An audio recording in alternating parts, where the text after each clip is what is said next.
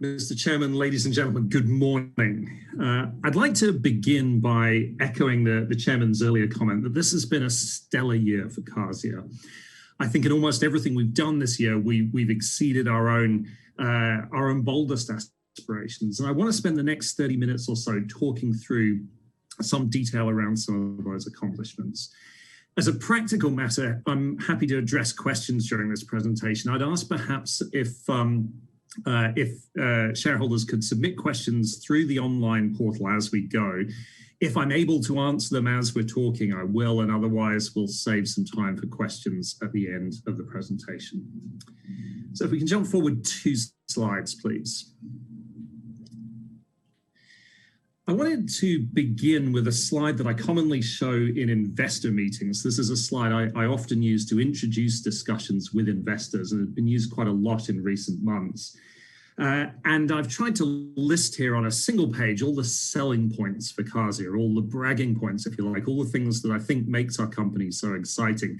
And over the last couple of years, this list has really grown almost to the point where it becomes unwieldy. I think there are so many things now that reflect the strength of our position that this list almost becomes exhausting. And so for today, I wanted to boil it down to the next slide. And as you'll see on the next slide, we really just rely on 4 things here. Paxalisib, our lead program, is now in a pivotal study for registration. That puts us in the in a fairly rarefied group of phase 3 companies worldwide. It's a very exciting position to be in. We are well funded. We have money in the bank thanks to our recent financing round. And again, for a pre-revenue biotech company, this is always an incredible point of focus. The ability to fund our programs is absolutely critical for companies such as ours. We are also almost uniquely diversified in terms of the work we're doing. We have this broad portfolio of work ongoing across, as the Chairman mentioned, 7 different clinical trials now, and that mitigates both risk and also magnifies commercial opportunity. And all these things taken together make us, I think, an extremely attractive opportunity for partnering. And of course, that is one of the main opportunities in the long run to realize shareholder value here. So this is increasingly a focus for us as we move forward. Next slide, please.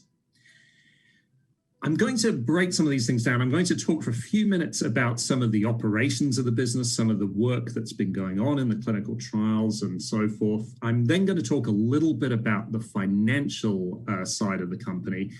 And then in closing, I'll say a few words just about what we think the year ahead holds for us. So if we can move to the next slide, please. This slide reflects again a point that the Chairman made in his address, that we have now this very, very rich portfolio of clinical trial work ongoing. And I think the point was a crucial one. We only need to win one of these studies to be successful. If we win 2, then I think we're absolutely off to the races. If we win more than that, then I think the sky is really the limit for us. So this is really, I think, emerging as one of the great strengths of Kazia. And I think it also indicates the incredible level of clinician interest that we have in the paxalisib program. I can truly say that in my 20-odd years of drug development experience, this is one of the most exciting portfolios of clinical trial work that I've been involved in. Now, one question that's come in and that I often hear is around the costs of this program. And I, as you can imagine, like every company, we don't break down per project costs in our forecasts. And of course, these are very sensitive matters between ourselves and the centers we're working with. We are largely doing this work on other people's dime. And as you can understand, there's some sensitivity around that. But I would say in general that each of these studies represent a total cost to Kazia in terms of low hundreds of thousands of dollars, sometimes less than that. And so this broad portfolio is really representing a minimal impost on our P&L. Next slide, please. And as we've also started to see over the last 12 months, we're beginning to see data coming out of this program. And I think, as the chairman rightly characterized the year and the several years ahead, it is going to be a process of really seeing a lot more data coming out of this broad range of clinical trials. But this has been one of the highlights this year. This is data we presented at the ASCO annual meeting back in June of this year. Progression-free survival of 8.5 months compared to 5.3 months for temozolomide, the existing standard of care. 17.7 months overall survival for paxalisib compared to 12.7 months for temozolomide. Now, to be clear, this is interim data. It's from a single-arm study, but this is nevertheless, for a drug at this stage in development, very, very powerful data. Now, we will be presenting new data within about 2 weeks at the Society for Neuro-Oncology annual meeting. That will be a further interim analysis of this study. It won't yet be final data. We still have patients on drug. We still have patients in follow-up, but it will be essentially an update on this data. And we don't know yet what it shows. We tend to find out what this data looks like right before you do. But certainly what we're hoping to see here is a broad continuation of this trend. We're looking to see numbers that are broadly similar to 8.5 months and 17.7 months. They may go a little higher, they may even go a little lower, but so long as they're broadly in the same range, that would be very comfortable for us. And the reason for that is if these numbers start swinging around very wildly, it starts to suggest there's differences in different groups of patients, and it makes us question some of the reliability of the figures.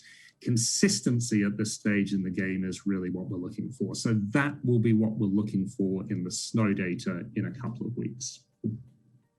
Next slide, please.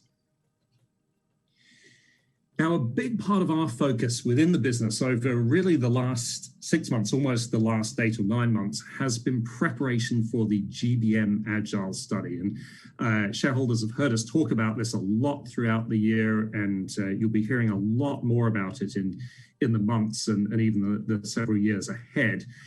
Just as a recap, this is the pivotal study for paxalisib. It is the study to seek registration for paxalisib. And it is an unusual approach here. It is a platform study that's been designed to support the approval of several new drugs.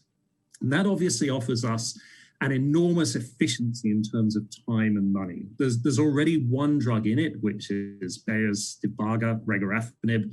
Will be the second drug to join. And then in fact, right behind us, there's going to be a third drug as well. And this is good. We want to see this platform well utilized and to have plenty of drugs coming through it. The GBM AGILE study has been strongly endorsed by FDA. They have said in writing that positive data from this study will be suitable for product registration. That's an unusual commitment for FDA to make, and it's a very convincing one, or it was a very convincing one for us in terms of coming on board to this study. And it's already up and running. This is not something that's planned, that's aspirational. This is a live study. It's currently recruiting patients in 31 hospitals in the United States and Canada, and it will be expanding into Europe and China next year. Next slide, please. And I've just shown here on this slide some of the features that really make this both a very novel approach and a very efficient approach. It is an adaptive study, so it will only recruit the number of patients necessary to get an answer. It will recruit up to 200 patients on paxalisib, but if we get a clear answer after 120 or 150, the study will stop there. And so that means we won't recruit any unnecessary patients, any redundant patients. And accordingly, the costs and the timelines of the study will contract commensurately. There's a shared control arm, and so all of the drugs that are in the study will compare against the same control arm. Again, that realizes enormous savings versus having each drug do it independently.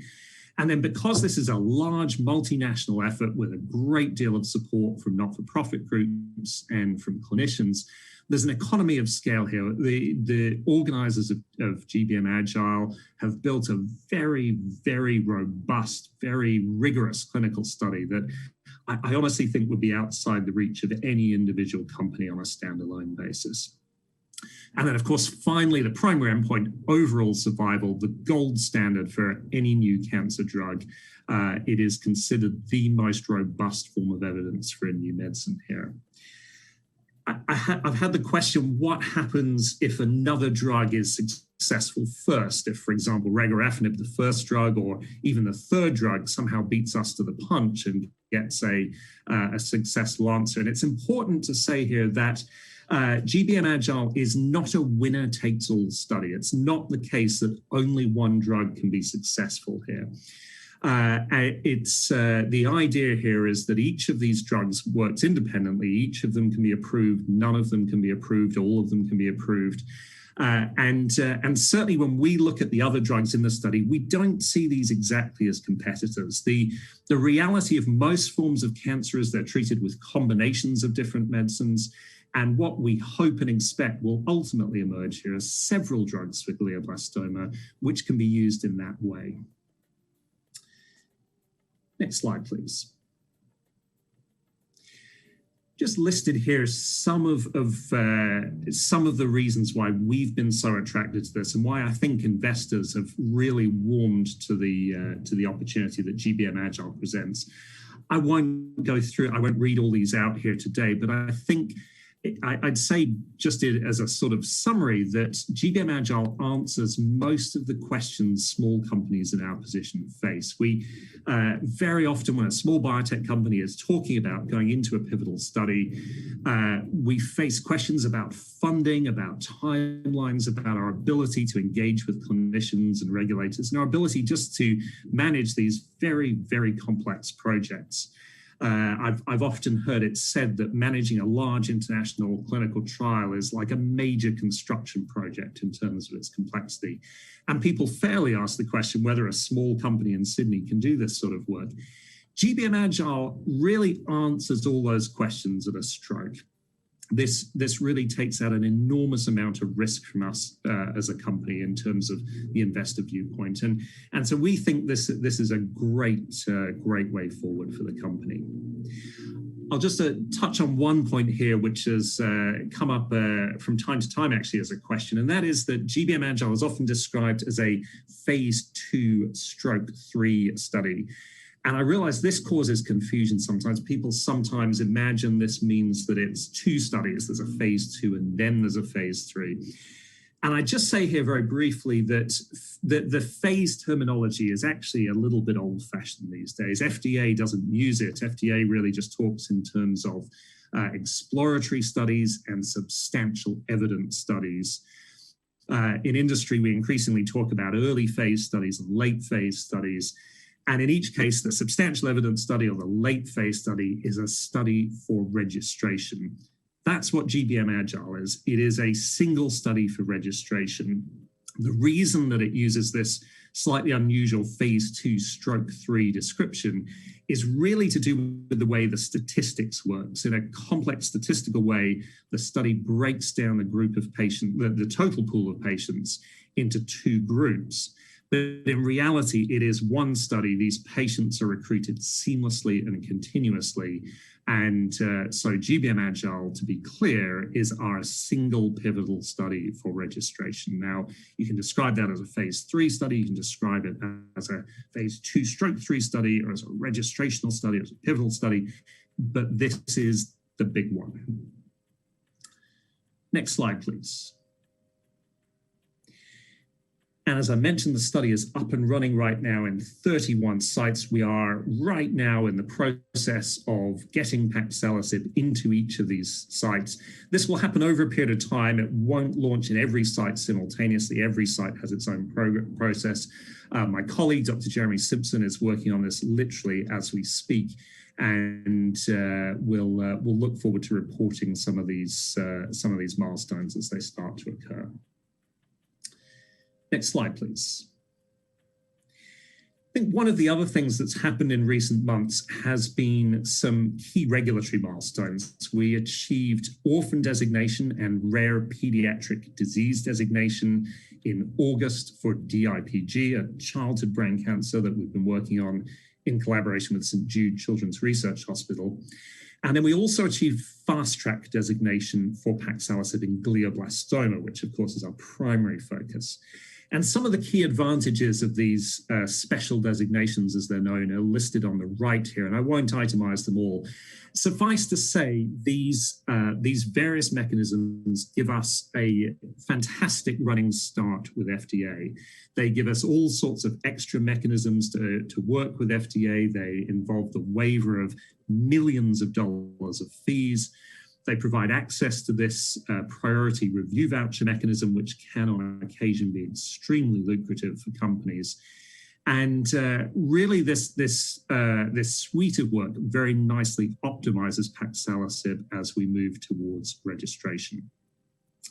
I would say that, I would also say that this really illustrates part of the reality of the development of paxalisib, which is that what we see in data readouts and press releases and ASX announcements is in many ways the tip of the iceberg. Behind the scenes, a vast amount of work is going on to optimize the regulatory aspects of the molecule, to optimize its manufacturing. My colleague David Kane has been working intensely over the last 6 or 9 months just to fine-tune our manufacturing processes. And I think things like these special designations are really the moments where some of this vast body of work that's always ongoing in the background becomes very visible on the outside. Next slide, please. This is a slide I've shown a few times before, but I come back to it because it gets really only more relevant as we move towards approval.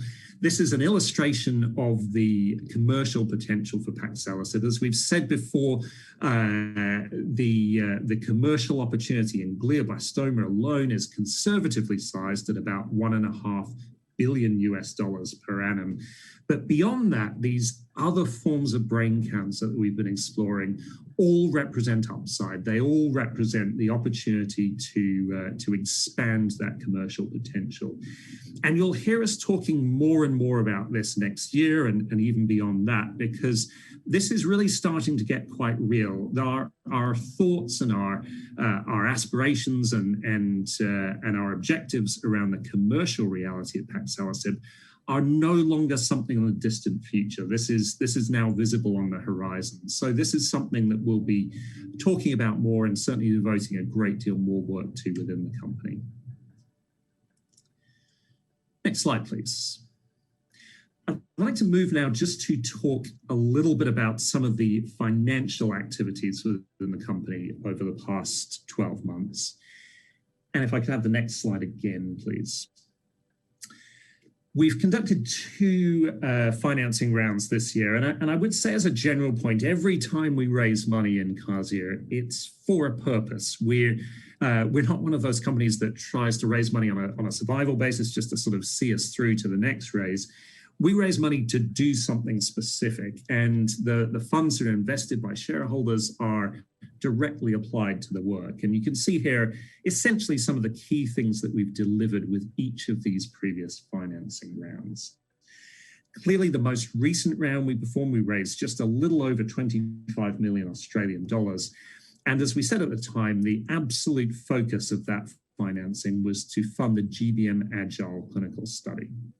We're now in great shape to move that forward, and as shareholders will have seen, we've now moved into the operational phase of that study off the back of this financing.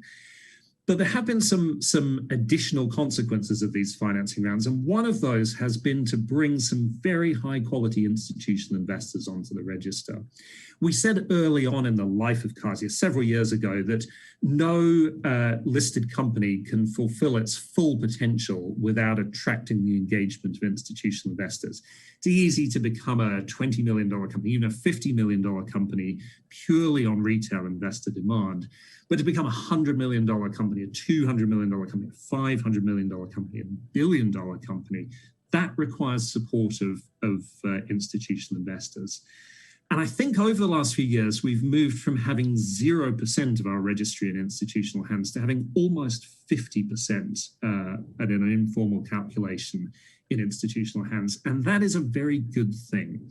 Those investors have strongly supported the company. Many have participated now in several rounds. And I think that demonstrates the increasing maturity of the company.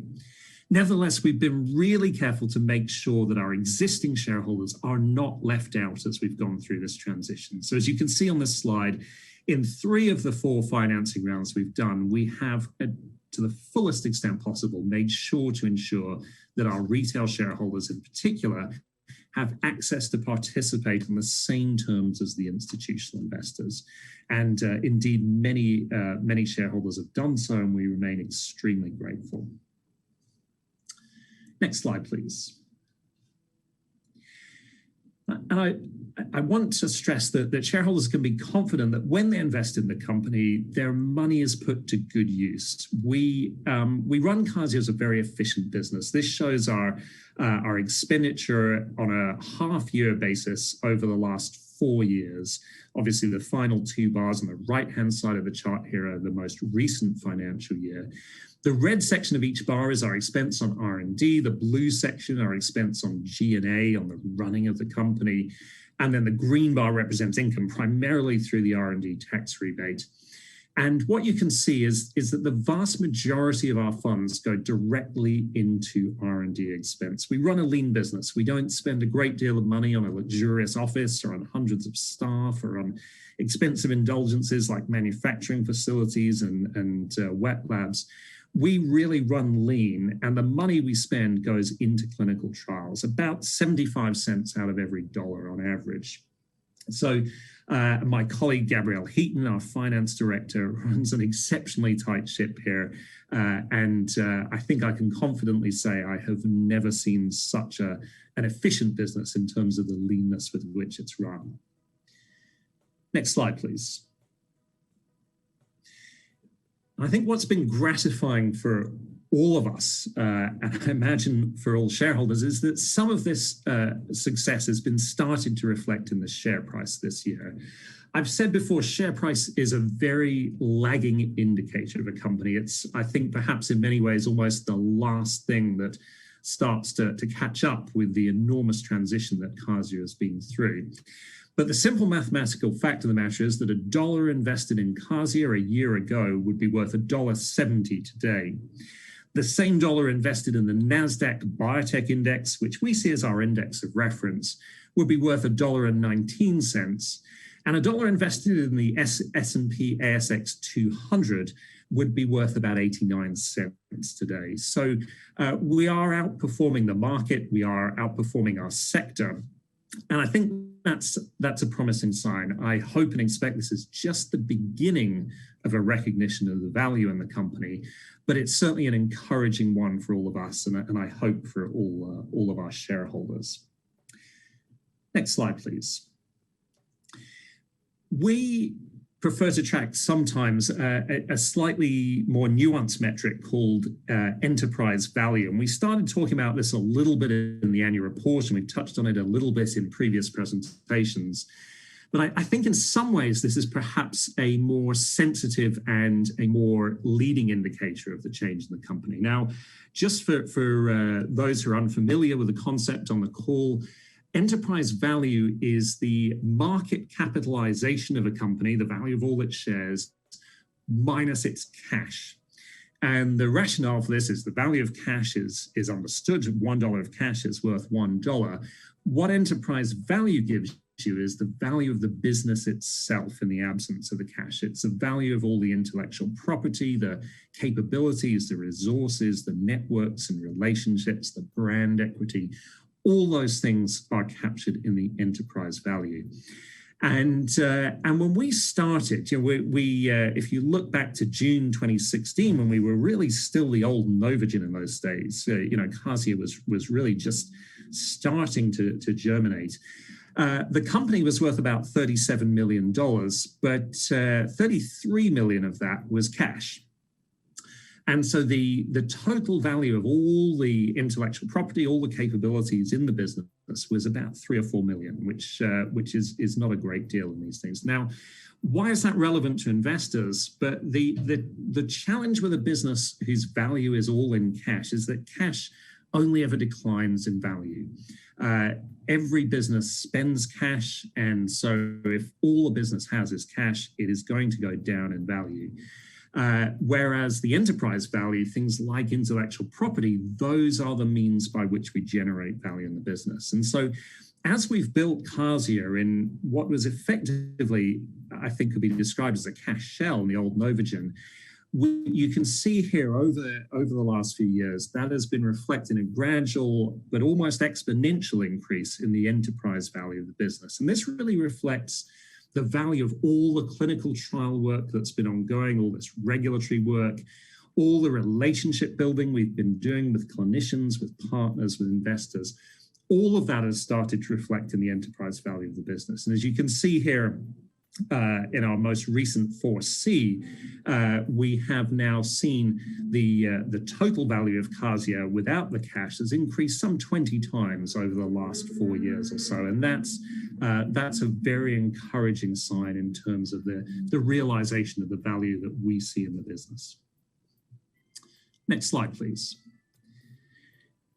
And I just add that we're not alone in our perception that we're onto something here. We now have some really good quality analyst coverage focusing on the company. You can see here the three main analysts currently covering us: Bell Potter, Corporate Connect, Edison Research. And I think most of this material is available through our website. We try and update it periodically. All these analysts continue to follow us. And I think this really, again, reflects some of the coming of age of the company. I think the fact that we are getting this sort of serious engagement and analysis, I think, is really a very, very encouraging sign. Next slide, please. Before we close off on financial matters, I just wanted to touch on one topical item. We announced earlier this week the initiation of an unmarketable parcels facility. And as I've said here, this is really part of a broader long-term program of capital management. Shareholders will have seen over the last few years a number of initiatives where we've sought to actively manage our shareholder registry and optimize it for efficiency and for the interests of all shareholders. We currently have a situation where we have about 5,000 Australian shareholders in the company's stock. And roughly half of those shareholders have what the ASX considers to be an unmarketable parcel. That is to say, a holding which is worth less than $500. So that means that those bottom 51% or so of shareholders own about 0.3% of the shares. And as I say, they hold parcels which are so small that even if they wish to exit, the brokerage can in some cases be prohibitive. And this is not only inefficient for those shareholders, it's inefficient for the company. We incur listing fees, annual report mailing, things like that.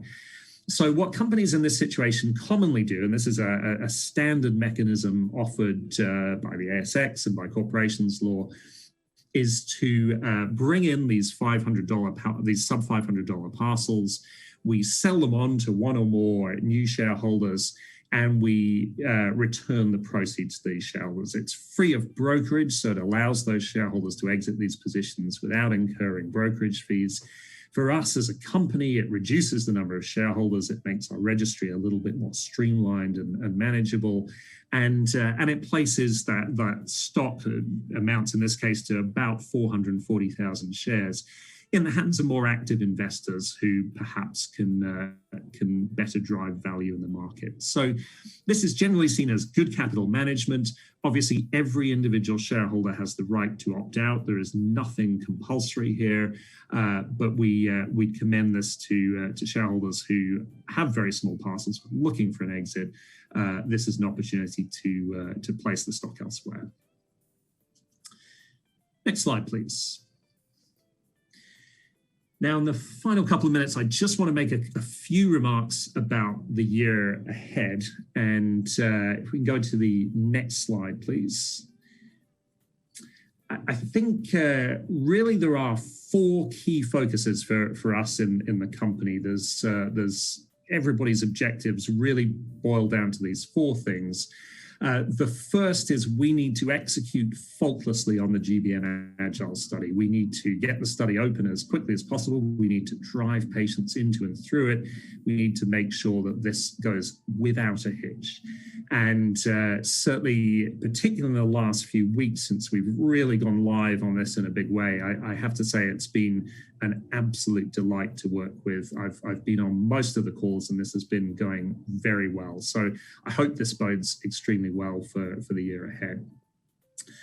Our second priority is around data, and the chairman mentioned in his address, we anticipate as a very, very general average, roughly quarterly data readouts for the foreseeable future. And I think that's going to put us in a very exciting position. And we want to make sure that we keep up at almost constant pace of new information from the program. As I say, we'll be seeing 2 data readouts a little later this month at the Society for Neuro-Oncology annual meeting, and then quite a lot more data beyond that. Third item here, this is really the point where I think things start to get interesting in partnering. We now have a phase 3 asset with some good data under its belt. And I think that makes the partnering question a very, very different one from where it was when we started and even from this time last year. So we're going to be spending quite a bit of time reaching out to companies. Now, I want to be careful in terms of expectations here. These are often very long courtships. In my previous experience in Big Pharma, we would sometimes end up speaking with small companies for 2 years or more before we ended up actually materializing a transaction. But this is nevertheless work that we want to invest in now. I often think biotech companies are a little bit like farming. There are periods where you sow and periods where you reap. And in the last few years, we've sowed a lot of seeds in terms of the clinical trial program. We'll be reaping the data from that over the, several years ahead. And I think we really want to focus on doing something similar on the partnering side now. We really want to build these relationships. We want to make sure paxalisib is very well understood in the global life sciences community, and we'll be investing some real time and energy in that. And then finally, this is a little bit more of an aspirational goal, but we do, under the fast track designation, have the ability to initiate a rolling NDA. That means that instead of submitting our application right at the end of everything, when we've finished the whole thing, we can start to submit work as it becomes available. And we'd like to do that in 2021 if we can. Now, exactly how we sequence this and exactly what we submit and when, I think we still need to work through. But we'd like to really start to put a stake in the ground with the FDA that we're on a direct path to registration. Next slide, please. I just wanted to reflect for a moment on the partnering landscape. I showed a similar slide to this last year, and this is really an updated version. This is some of the transactions over the last 9 months or so that, of course, I obviously by no means an exhaustive list, but I think quite a representative one. And I think what we see is there is still a very vigorous market for licensing transactions between drug development companies and larger pharmaceuticals. I think earlier in the year, we were wondering whether the COVID pandemic would in some sense suppress this sort of activity. That has not been the case. We've seen, if anything, a more robust partnering market in the broader environment, and I think that's very encouraging. And what we're particularly seeing is some really quite remarkable deal value around particularly some of these later stage assets. You can see some of these very, very sexy new technologies like CAR-T and CAR-NK are getting very, very high deal values at a very early stage. But for those of us working in more mainstream cancer drug development, a lot of these assets are still going for very substantial values. I draw everybody's attention to one interesting transaction here, the third from the bottom, MEI Pharma, a company which I believe is known to some shareholders in the former Novogen. They have, as it happens, a PI3K inhibitor in development. It's a little bit different from ours. It's certainly not brain penetrant. It actually just hits one particular type of PI3K. But they signed a deal with Kyowa Kirin, a Japanese company, earlier this year with a deal value of $683 million. So very encouraging to see some nice high-value PI3K deals going through the pipeline. Next slide, please. And my final slide really is just to talk to what we see ahead, our anticipated news flow. This is a slide I think I presented actually in some of the presentations around our recent financing round. Execution of definitive agreement with GCAR for the GBM AGILE study has happened. 2 data readouts at the SNO meeting coming up as the next cab off the rank. And then beyond that, as you can see, this, as we've spoken about several times today, this busy flow of new data from this broad clinical trial program. I would just say that there's always a caveat here when we talk about dates. We don't run all of these studies ourselves. And as such, we have some degree, there is some sense to which not all of these are completely under our control. We are always at the mercy of both just the natural variability in clinical trials, but also in these cases of the clinicians that are running them. So whenever we put this out, this is our best guess. It's our understanding, it's our assumptions, it's what we're driving towards. But we have to recognize that we'll always put the data out when it's the right time, when we can say something meaningful about it. So there's always a little bit of a margin for error in these things, but no matter how you look at it, this is an incredibly busy slate of news flow. And beyond this, I would just finally add that as I've said before, we reserve the right to surprise people. There's been a couple of things we've been able to announce this year, and particularly some of these regulatory achievements, which were not particularly things we'd talked about beforehand. There are always these sort of extra things that we're working on in the background that we're looking to add value to the business. And so beyond the things that we can commit to happening, there are always things we're trying to add to this as well. So I would say to shareholders, we'll try to over and above this guidance, we'll try to keep life interesting for you in the year ahead. And with that, ladies and gentlemen, I'm going to close this presentation. I'd be delighted to take any further questions at this stage. I'll just pause now for a moment or two to see if there are any additional questions. And if not, I believe we can close the meeting.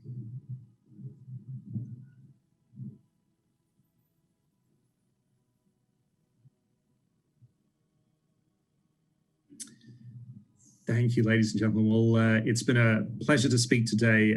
Wish everybody well, and look forward to continuing to update all our shareholders on our progress in the year ahead. Thank you very much.